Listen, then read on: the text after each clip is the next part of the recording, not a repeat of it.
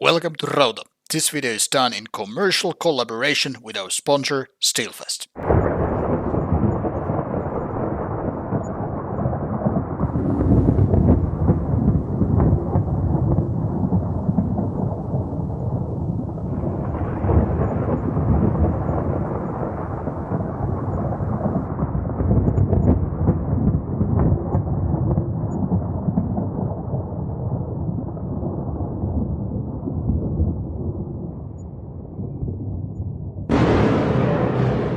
Welcome to Rauta's Worst Best, or also known as Ranking Video.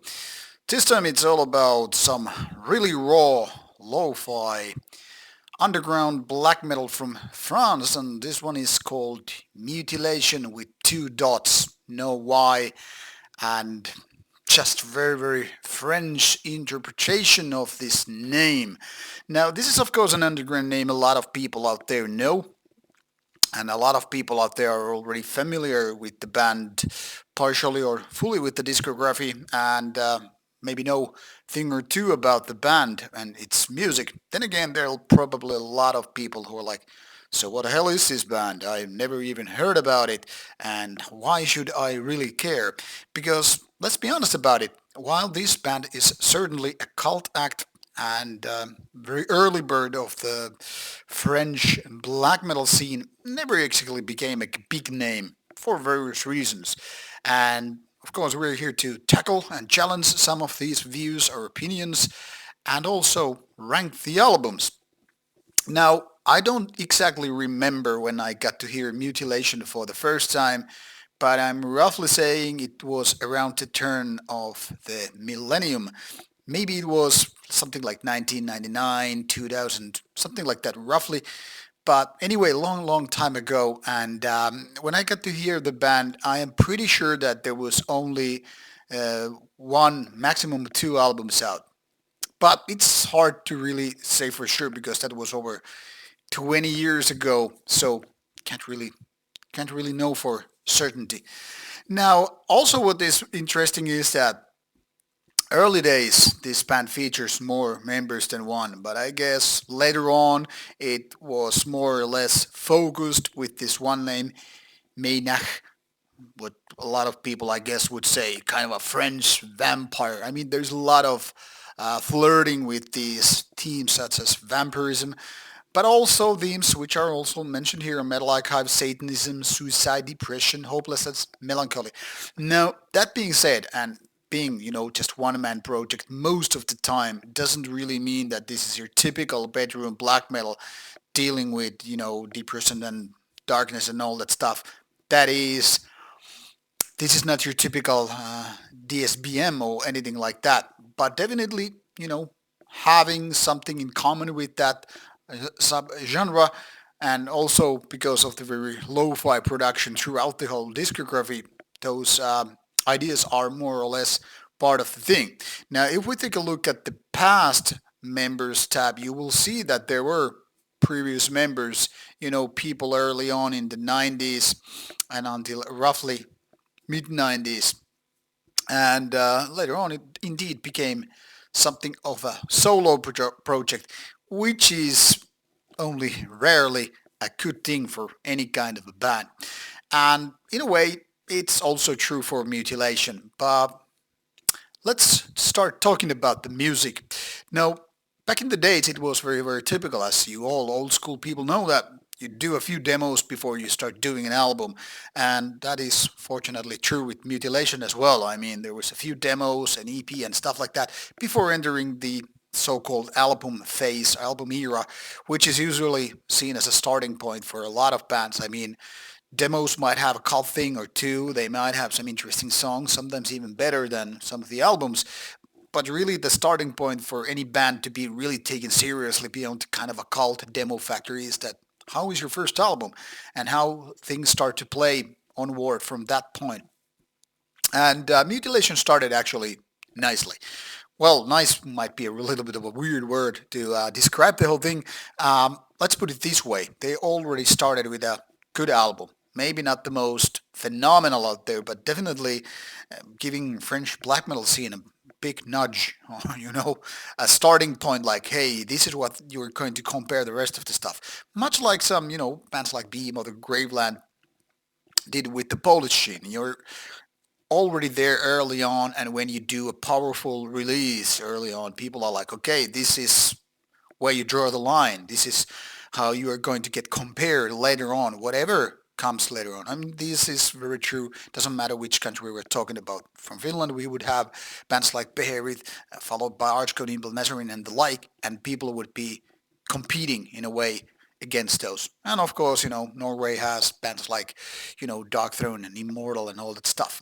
Now, let's not get sidetracked, however, but get back to the business of mutilation. Now here in Metal Archive site you will see that there are splits, there are demos, there are different kind of releases throughout the career, which more or less ended with the 2007 album Sorrow Galaxies.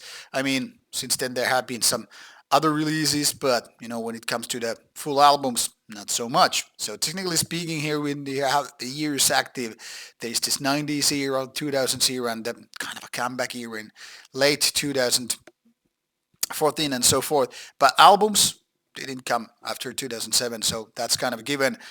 In that respect, this reminds a lot of what basically Emperor was doing. I mean, within 10 years of time, you do all the albums and you basically call it quits. And even though Mutilation kind of carried on with their black leprous metal, still all these 6 albums came rather within short amount of time. I mean, it kind of seems in hindsight kind of surprising because I was more or less in my head thinking that this was something like 20, 25 years or whatever before they quit. And if you would count them from the starting point as as the first demo and later on, it sounds so much you know lengthy. But all in all, in essence, 12 years give or take, and that's the album era.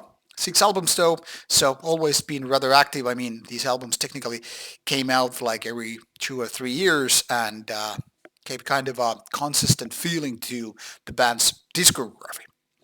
Now, what is also worth mentioning is that even though band or project has 6 albums, the style never changed too much. It was all about this really raw and lo-fi black metal, but with also a lot of melancholy included with the metal. That is, throughout these albums, you will hear very twisted riffs, like something is not in place. It's almost like coming from a deranged mind, work of a lunatic or something, which is part of the charm with Mutilation. I mean, it's really raw and too lo-fi production for a lot of fans, I guess.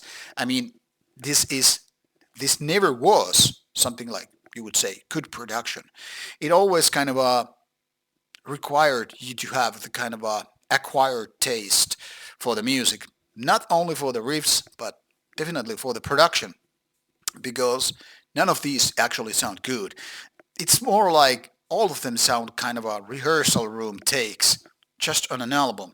And of course, it's no coincidence or something like that. It's intentional, given that 6 albums coming with roughly the same pattern is happening all over again. So 6 albums in with roughly the same genre, roughly the same kind of production. How to rank them? Now that's a little bit of a peculiar case because I was going through this multiple times, and I have had those early albums in my shelf for a lot of time, a lot of years. So coming, to compare those later releases, which I don't have in my shelf, now with the early ones, which I have more experience with, is kind of tricky as you can imagine. I mean, it's one thing to talk about the band that you know fully through from the very beginning to the very end versus bands that you have never before heard and you just start listening to them as virgin. But when you have more history with some albums and not so much with the later ones, it kind of becomes a tricky thing. Because on the other hand, the early ones might have more nostalgia weight in their sector. Like, okay, these I know, these made an impact back in the days. And the rest are like, how I'm supposed to react to these? I mean, even though your musical sense might not change too much, but still. Now, always trying to be fair and honest with my takes and reviews. It wasn't an easy task, but not for that particular reason so much than saying the style hasn't been evolving that much. I mean, there are no clear gaps like, okay, this album is totally failure or this is super great or whatever. I mean, throughout the whole discography, the style is rather consistent, and the same goes for quality. There are no big jumps or major flaws. So no highs and ups in that sense. But overall, you have to kind of figure out which ones are your favorite and which ones are least. So let's start doing it before I talk for them 30 minutes. This band still is worth giving a shot. So no matter what kind of ranking I'm doing, I think you should give this one a shot. And if you find the production too lo-fi or raw in nature, well, now at least you've been warned. This is a cult act for a reason, but I think some more recognition could be given to the band, and hence I'm doing this discography video to begin with. Now, of course, my first point of listening to the band was Vampires of Black Imperial Blood, which came out in the mid 90s, quite early on if you really think about it nowadays. Couldn't really compete with the early Norwegian black metal albums, but back in the 1995, I don't think the French scene was actually that big to just like say this was a latecomer. On the contrary, it was quite early on. And that is definitely not my least favorite album of Mutilation, because in fact that one made me interested in the band to begin with. Had it been weaker, things might be very, very different. So my first pick to pick the weakest album would have two choices, and these are very much like equal in nature. So hard to, really say like this is the worst and this is the second worst. But I guess I would go for Black Millennium Grimly Reborn, which is 2001. Now, I kind of always liked this album, even though with the goofy wheelchair cover and all. I mean, this is something different. But even though this is my least favorite album, it's gotta be said that this is actually pretty good of an album. But for Mutilation quality and all that stuff, I don't know. This is not as good. There are parts where the riffs are actually like pretty nice. Once again, given that this is really sinister and twisted and kind of a deranged black metal, the overall feeling is not that strong with some other Mutilation releases. There are songs with like No Mercy for Humans, which is almost like a banger, like some people would say. Not really a catchy, but once you get the kind of a feeling in your head, I mean, yeah, it kind of starts making sense. It's raw and cream track, but overall, this album is probably the least of Mutilation. I like the same lines go with the second album, Remains of a Ruined, Dead, Cursed Soul. Kind of a fantastic title, if you ask me. And once again, having this very typical Mutilation cover. I mean, it looks kind of trashy and full of plague and all that stuff, and at the same time very French with the architectural style and all. But still, there is something that keeps this wrathful plague feeling going on, and the black flame of the band. But somehow this album is not exactly as good as the first one. So these two would be basically my least favorites of Mutilation. Definitely decent, but are they really as good as the later ones? I don't think so. And then it gets more complicated because, in my opinion, the later albums are even more close to one another in terms of quality. And there are albums like Majestas Leprosus and Rattenkönig, which are very, very close to one another. If I had to pick the third least favorite album, I guess it would be Rattenkönig. I'm guessing because really these are very, very comparable to one another, in my opinion. And it really could be about a given day when I would say this album rather than that album. But since I have to kind of pick some kind of order, I would say this goes in the middle. Rattenkönig, which, if I'm not mistaken, means Rat King. So you kind of have this plague feeling all over the place. And I'm actually agreeing with this Metal Archive's average rating at the moment, 73%. This is roughly how I would say 7.5 or something along those lines for Mutilation. It may be even 7.3 if I had to, go for even more detailed. Because this is actually better than those albums number 2 or 3, but not really the best of out there. It's more like the band is kind of fluctuating. It has those minor ups or highs and minor lows. So not changing too much, but this is somewhere in the middle. Not having the best tracks out there for Mutilation, but not the worst. I mean, overall. And as such, I would say, yeah, it's in the middle. And then I probably would go with the Majestas Leprosus, which is something like Majestic Lepra, Lepro, Plague, whatever. I'm really guessing here. And this one has kind of a goofy cover because the shadow kind of a paints as if it has some kind of a Morty's kind of a troll nose here. I mean, it's just, shadows and all that playing, but gives me kind of a goofy feeling with the cover. Anyway, this is for one of those albums that actually has kind of a memorable track with the weird, very, very weird riffs, and that's Destroy Your Life for Satan. I think it's one of the most memorable song of Mutilation throughout all time. Not only for its powerful title track, I mean, Destroy Your Life for Satan, or how I used to call it in the gym when I was listening to the whole discography, Destroy Your Gains for Satan. Okay, Destroy Your Legs for Gains.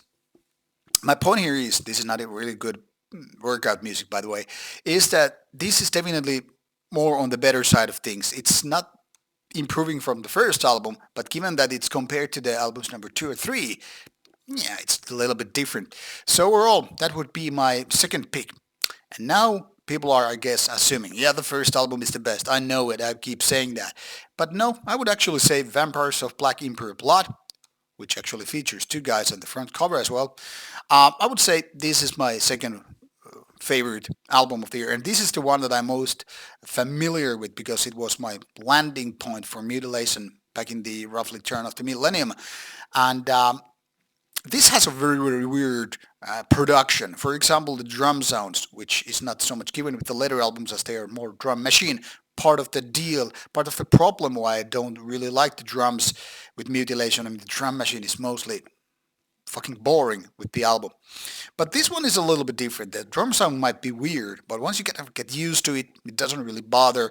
And this kind of showcases some of the best ideas what Mutilation ever did and ever had.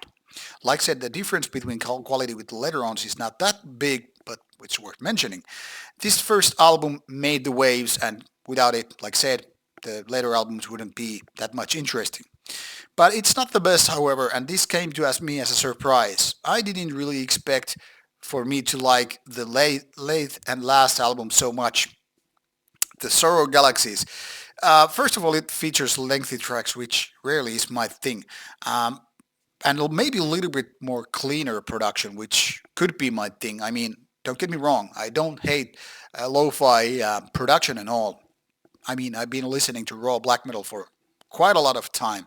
But later, as I'm getting older, I kind of started understanding and liking more when the production is kind of a more punchy.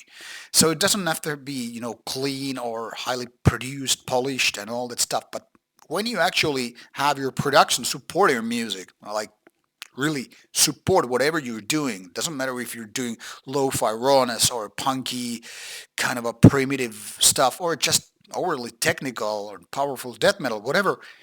Well, production that suits your music is of course important. And like I said previously, I think the drum machine is one of the most sucking points with Mutilation. However, with Sarah Galaxies, it almost seems like the band is entering a new era. Everything is a little bit more thought through, and as such, it supports the music, in my opinion, a little bit better. But maybe more importantly, the songs are just what makes the difference. Making the difference, I mean, it seems like the songwriting is overall a little bit better than with the rest of us. Being with the first album as the best Mutilation thing, sure, Galaxies might be actually the most easy to approach kind of a Mutilation album. Raw, grim and all, definitely. But somehow maybe less challenging than some of the previous works. So if I was you starting now Mutilation discography run for the first time and figuring out how to get to know this band, what albums to start with, I would say start with Sorrow Galaxies. It's probably the most, you know, focused album in so many ways. I mean, it doesn't have the suckiest points as the previous ones, and like I said, the songwriting is a little bit better. But all in all, that being said, there are no big gaps with, Mutilation. That being said, means like from the weakest to the worst, there's not that much of quality change. If I had to put it between like numbers, I would say the weakest are like 7 out of 10 and the best one are closer to 8. But maybe not that far really. So it's very, very small change overall. It's not like some bands having as low points as like 5 out of 10 and the best are like 9 out of 10. I'm talking about like Celtic Frost here.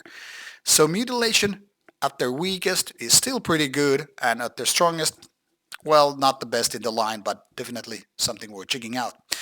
Now, you are ready to challenge me. You probably know your personal order from worst to best, or at least you have some favorite Mutilation albums. Why they are your favorites? Why do you like certain albums? Why you don't like certain albums? What are your favorite tracks, or do you like the band to begin with? Let's hear about it, and looking forward to read your comments. Enjoy some Mutilation, and next time for Rauta's worst best ranking videos, we have something totally, totally different. So keep your eyes and ears peeled for that. See you soon with more stuff coming your way. Bye bye.